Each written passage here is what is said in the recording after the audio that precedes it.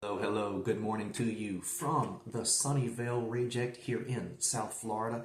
Ladies and gentlemen, please don't forget, I'm also a writer. I'm the author of Blaine Forest, finalist in the 2024 American Legacy Book Award, and my new book, Laughing is Forever, also nominated for a few awards.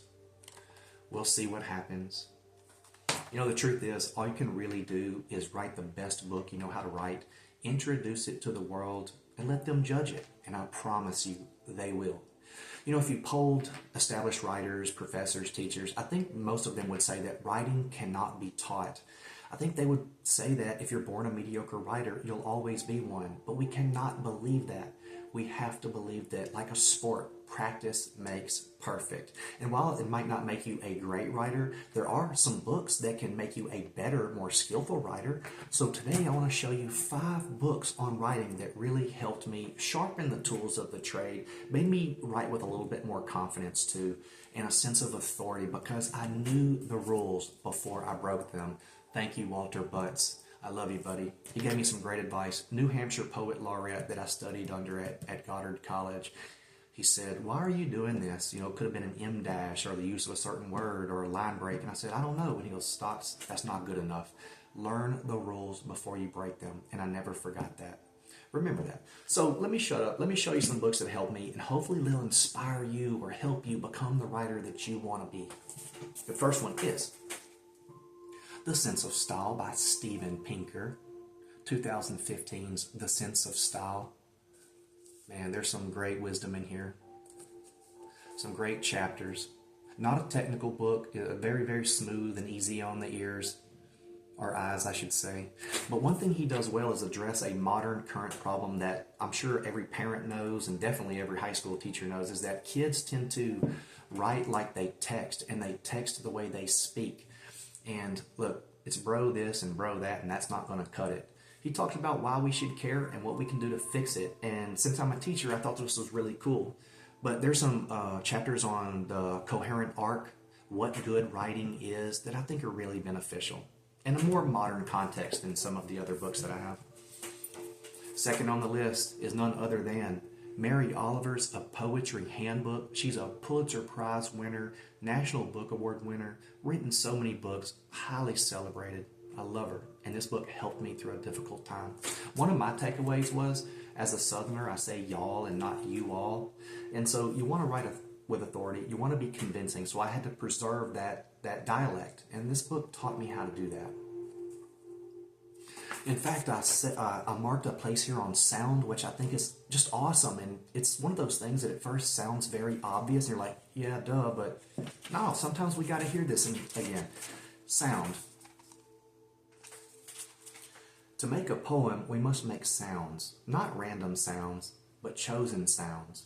How much does it matter what kind of sounds we make, and how do we choose what sounds we make? Go does not sound like stop. Also, in some way, the words do not feel the same. Hurry up does not sound or feel like its opposite, slow down. Hurry up rustles with activity, leaps to its final punch, while slow down pours from the tongue, flat as 2 plates. Obvious, right? You'd think, but no. Gustave Flaubert used to spend months on words like articles. Word choice is hard because you've got to keep the voice that you've got going. It's just like tense, man. You got to always remember to be in the proper tense. Kids will write have in one line and had in the other. And I'm like, man, that's a logical flaw that you could avoid. John Gardner, The Art of Fiction, literary and technical, but just in patches brilliant. Again, it taught me how to write short stories better. I don't know, tie them up to have a cohesion and good transition from paragraph to paragraph. Before reading this book and putting some of these principles into practice, I was very, very abstract and not in a cool way. And I didn't have a whole lot of detail. I think Mary Robeson at USM was the one that advised me to read this book, and I did, and it's made all the difference. Check this out. This is on page 82, a chapter called Metafiction, Deconstruction, and Jazzing Around. We've all jazzed around before, haven't we? But this is some good points right here. Not all fiction, old or new, works by the principles we've been examining so far. In fact, though the theory we've been tracing out has been the dominant theory of fiction since the 17th century or so, most of the literature of humanity works by other sets of principles. The Iliad has no characters, at least not in the modern sense, rounded, complex human beings.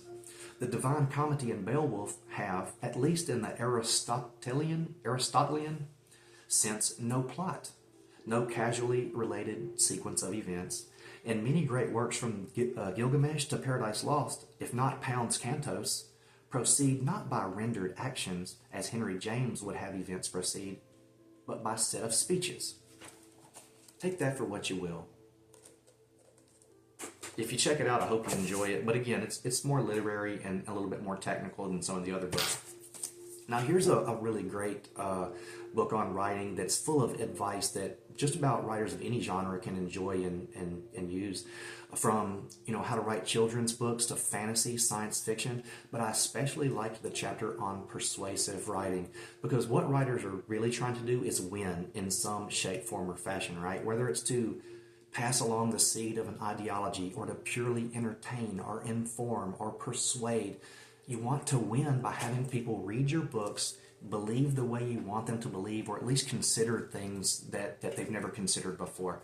This will teach you how to win. Practical, good advice. And some info on writers too, which was really cool. Whenever you are fed up with life, start writing. Ink is the great cure for all human ills. Ain't that the truth, baby? Give it a shot. It's C.S. Lewis on writing. It's a little hardback book. Great for gift giving. Now, this is the very best book on writing that I've ever come across, ever. And like I was talking about with Mary Oliver, you want to read books written by people who are successful. Like, you wouldn't study business classes by a guy who had a bankruptcy. You wouldn't study creative writing by somebody who doesn't write. So if you want to write, learn from the best, and he's the best. Stephen King's On Writing. Who else's advice would you listen to?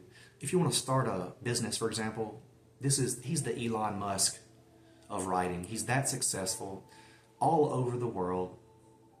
500 million books sold, worth $500 million. But it also talks about some of his hardships and strifes. I mean, it's not all great. And, this book, I often forget about it when I'm talking about Stephen King books that I've read. But this book really hit home and resonated with me, and I still think about it all the time. Immensely helpful and illuminating to any aspiring writer, this special edition of Stephen King's critically lauded million-copy bestseller shares the experiences, habits, and convictions that have shaped him and his work. Part memoir, part masterclass by one of the best-selling writers of all time. Let me just give you some chapter headings here. CV. Oh yes, CV, like your resume for a writer. The tools you need in your toolbox. On living, a postscript, a book list. Owen King, recording audiobooks for my dad, Stephen King. So part memoir, part craft masterclass book. This book will inspire you, if nothing else. But like I said, none of these things are going to turn you into a great award-winning writer, but they're going to make you better. Get out there, live some life, love people, and if you got hate in your heart, let it out on the page. Live to fight another day. I hope you guys got something out of this video. I did it a whole bunch of times, and this is it. I'm uploading this edition right here. I love you. Have a wonderful day. Enjoy this Sunday. Like and subscribe. Stay cool.